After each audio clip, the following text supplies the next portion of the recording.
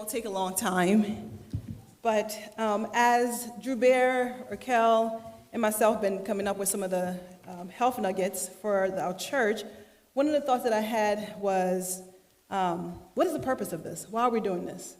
And it's always important to ask and have a purpose for what you're doing. And so I prayed about it. I was like, Lord, should we continue doing this? Is this beneficial?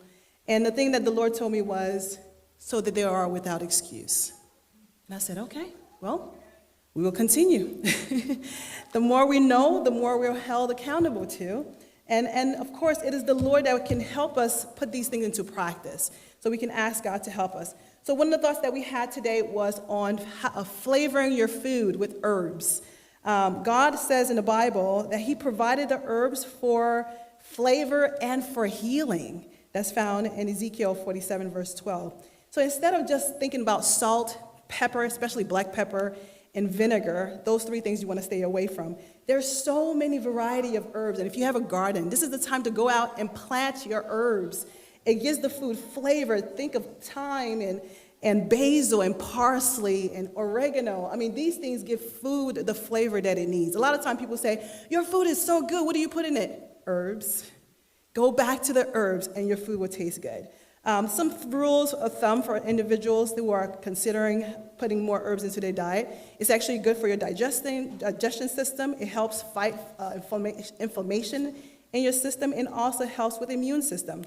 When you're cooking with herbs, keep in mind to aim for 2 to 4 types of herbs. And what do you do with these herbs? If you're thinking of, like, you really like the flavor of a particular herb, consider that herb to be the main herb that you use in your food for, like a pasta. Children don't like a lot of varieties of herbs, so think of very basic. Or 2 to 3 herbs for things like vegetables, if you're sauteing your vegetables. Or if you're doing soups and stews, you can add more herbs and just have fun with it. The more variety of herbs in that is actually good. And also, when you're using fresh herbs, you add it at the end of your food, not at the beginning, because you take out all of the flavor out of the food. And if it's dry, you add it at beginning, okay? It's just some rule of thumb. And those 3 things to stay away from as much as possible. Too much salt, it takes away the flavor out of your food altogether, and it's really not good for you because it raises your blood pressure and a whole lot of other things. And black pepper, why do we always consist? Amen. So church, we have our insert in your bulletins. If you'll go to your bulletins with me and grab your amazing health facts insert, you'll see that we have 2 challenges this week.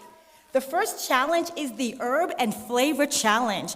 And we're asking that each and every one of us just replace either salt or black pepper with some fresh herbs at least 1 meal this week. Is that hard to do, church?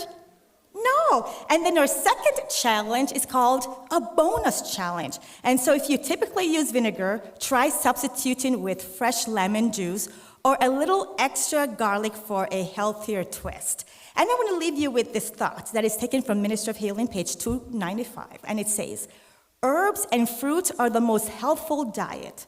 A proper use of these will build up the system and keep the digestive organs in health.